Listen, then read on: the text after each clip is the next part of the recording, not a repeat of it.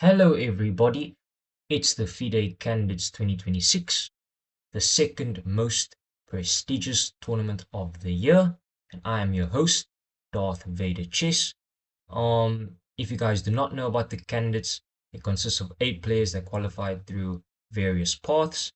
Andrei Esipenko, Wei Yi, and Javukir Sindarov qualified via the World Cup.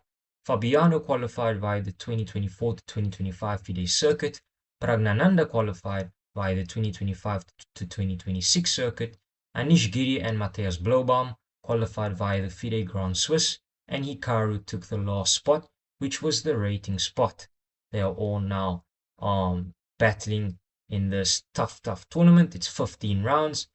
Each player will play the other player twice, once with the white pieces and the other with the black pieces. Yep, this is a really a tough tournament, and this game that I'm about to show you is between Fabiano Caruana and Hikaru Nakamura. This is round 1 of the FIDE candidates, and so let me stop talking and let's enjoy some chess. Okay, so Fabiano with the white pieces opens up with 1 knight to f3. We have the Zucker taut opening on the board. We have pawn to d5 by Hikaru, pawn to c4 by Fabiano, and now we transgress into the Reti opening. Hikaru chooses e6, the Aegon court defense, and now we have g3 by Fabiano, pawn to d4, bishop to g2, and knight to c6. Castle kingside, bishop to c5. Before this move, they were actually following a game of Fabiano's himself. Fabiano was playing against Jan-Christoph Duda, and in that game, knight to f6 was played. But Fabiano diverts from that game and decides to play bishop to c5.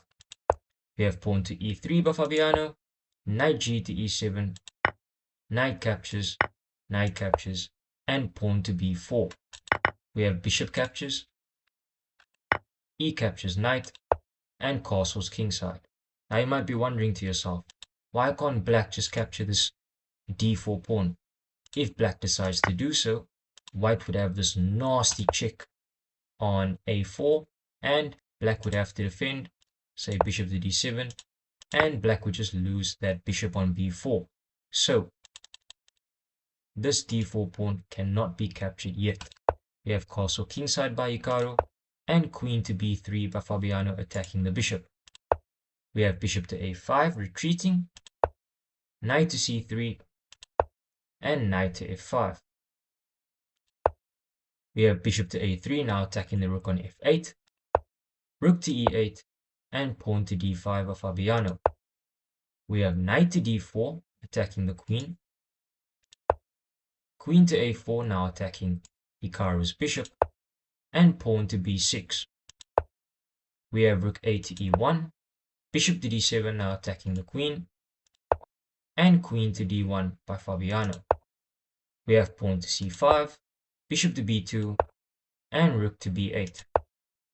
Pawn to a4, and pawn to a6.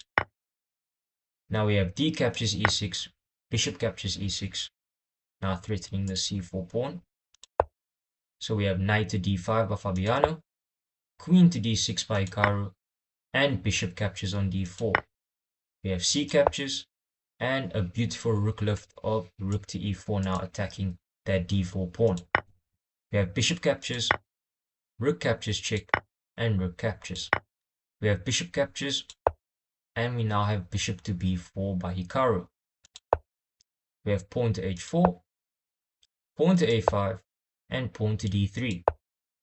We have queen to f6 by Hikaru, king to g2, and queen to e5. We have queen to f3 now, threatening that f7 pawn with check, and queen to f6 by Hikaru now offering a queen trade. We have queen to g4 by Fabiano, bishop to c5, and pawn to h5. We have pawn to h6, freeing up a square for the king, so that we don't have any back rank mates. Rook to h1, and queen to g5. Hikaru now asking the question, would you like to trade queens? Fabiano politely says no, queen to d1, and queen to e7 by Hikaru. Now this is an inaccuracy. What Hikaru should have done was should have just played queen back to f6, and then white would play rook to h4, threatening rook to f4, and then black would have to find moves such as rook to e5, and if white plays rook to f4, black can then just block with rook to f5. But this is not what happens. Hikaru makes an inaccuracy, and he plays. Now in this position, there are only 2 winning moves for Fabiano. I would like to give you, the audience, a chance to find those 2 moves. And let's say I would give you 30 seconds to find those moves. So find the only 2 winning moves for Fabiano Caruana in this position.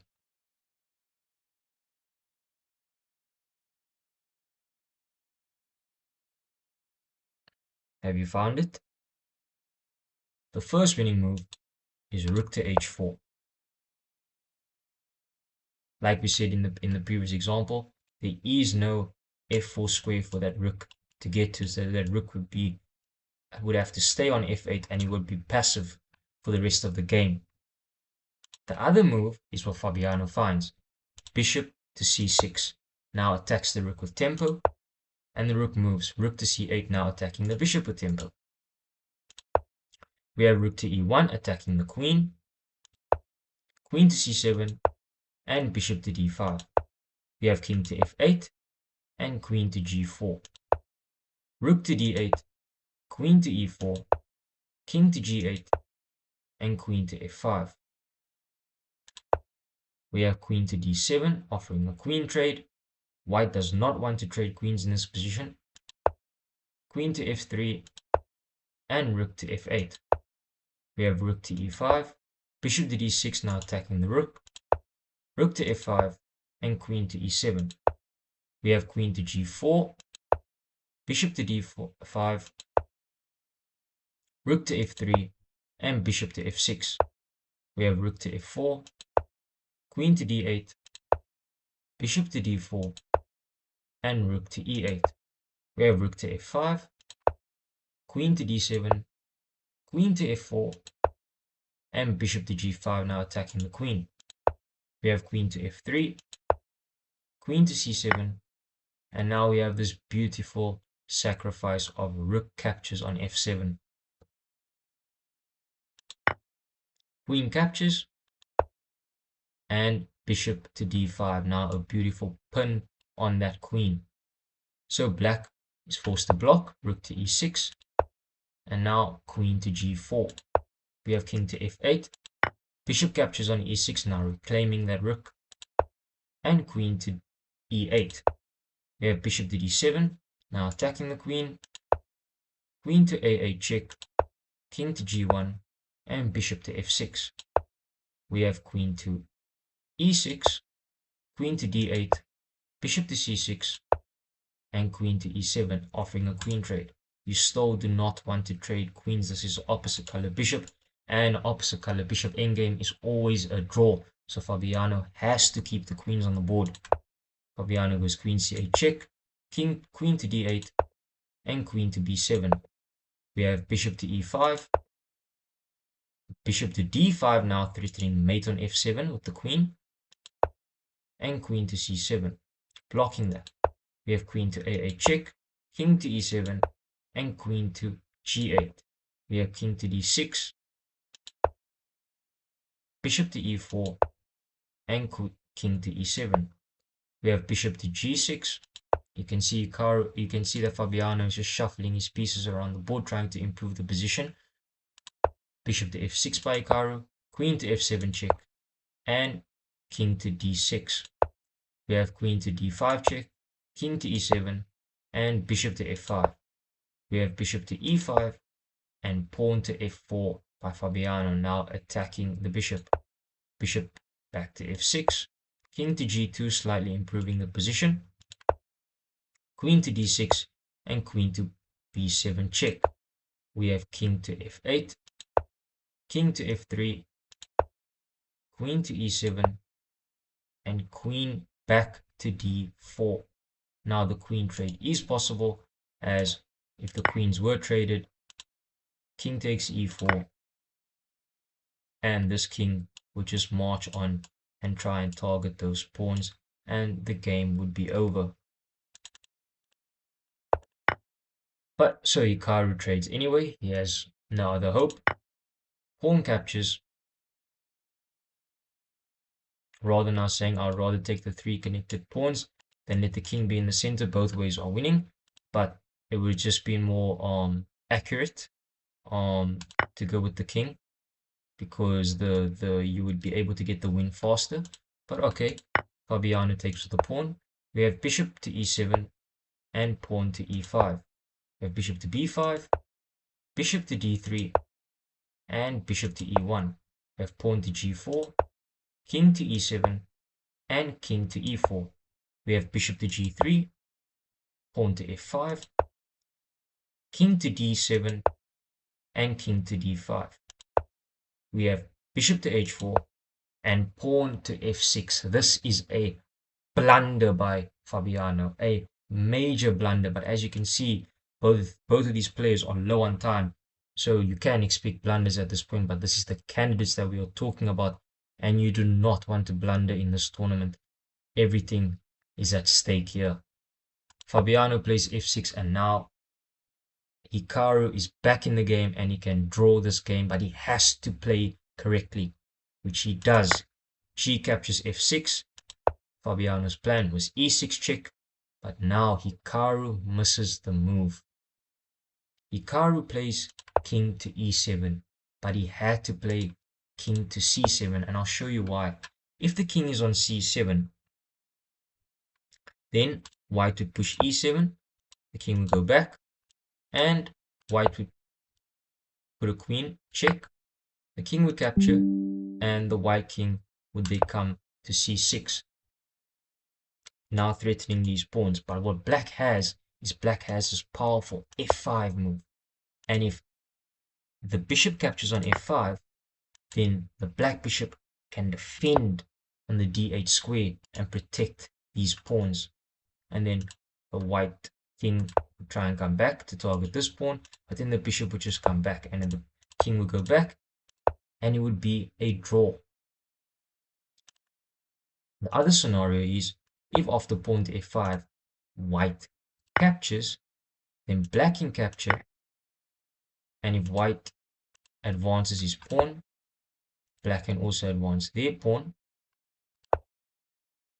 and after white advances his pawn, black would then give a check, white would block, and then white would happily trade and play b2 and promote to a queen.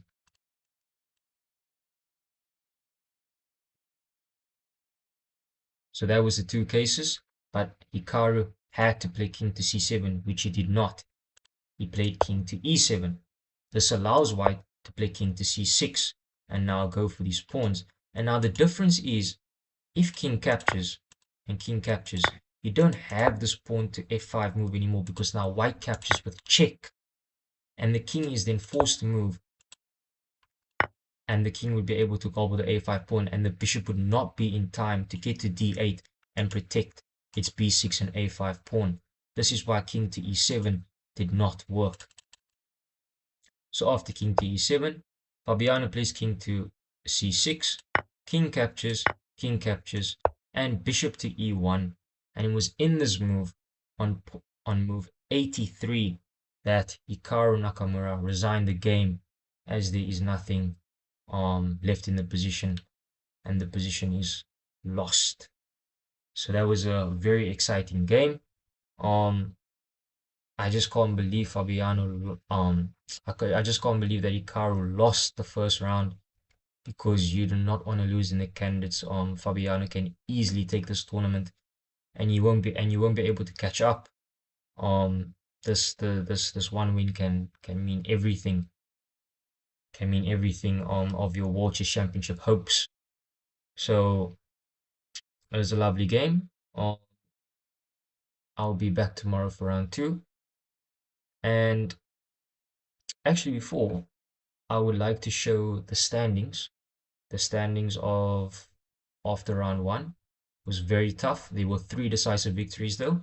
So the 3 players that lost, they need to pull up their socks and get back on the boat to steer the ship on the path to victory because they cannot afford to lose again. Here's the standings. As you can see, Fabiano won, Chavukir Sundarov won, and Pragnananda won. So Anish, Hikaru, and Andrei Sapenko, they need to pull up their socks. And Wei Yidru to Matthias Blobam game ended fairly quickly. So no complaints there. They still have a really good chance. But those three, Hikaru, Sundarov, and Andrei Sapenko, they need to. I mean, Hikaru, Andrei Sapenko, and Anish, they need to